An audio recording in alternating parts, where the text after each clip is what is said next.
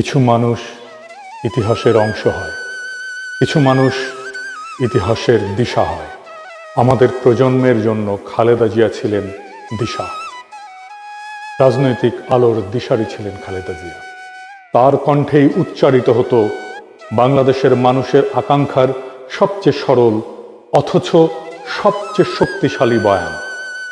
1991 সালের ঐতিহাসিক বিজয়ের আগে তার সর্বশেষ নির্বাচনী সভায় দেয়া তার একটা বক্তৃতা পরদিন দেশের প্রায় সব পত্রিকার শিরোনাম হয়েছিল, ওদের হাতে গোলামীর জিনজির, আমাদের হাতে স্বাধীনতার পতাকা।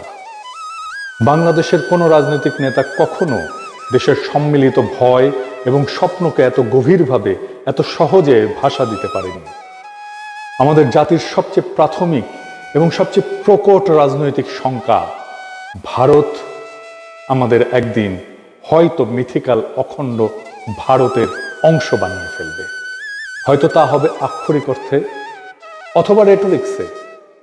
শেখ হাসিনার শাসন আমলে আমরা এই আশঙ্কারই এক ড্রেস রিহার্সেল প্রত্যক্ষ করেছি। বিএনপি প্রধান রাজনৈতিক শক্তিই ছিল খালেদা জিয়ার পরিচ্ছন্ন রাজনৈতিক দৃষ্টি। এই প্রশ্নে তিনি ছিলেন পাহাড়ের মতো অটল, সময়ের ঝড়েও অবিচল। ইতিহাসে কিছু নেতা তাদের দলের চেয়েও বড় হয়ে যান, খালেদা জিয়া ছিলেন তেমনই একজন।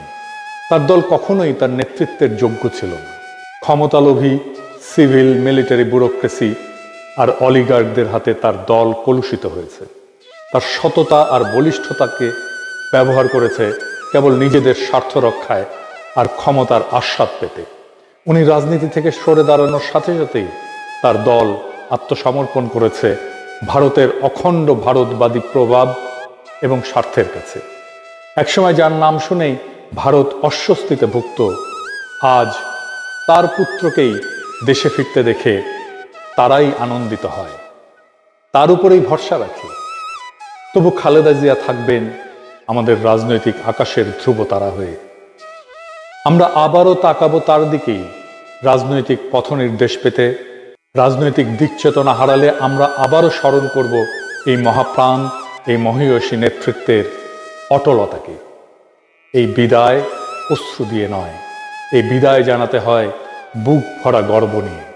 আমরা আমাদের তারুণ্যের কমান্ডারকে বিদায় জানাই শ্রদ্ধায় আর গর্বে। অসীমের পথে আপনার অনন্ত যাত্রা শুভ হোক কমান্ডার।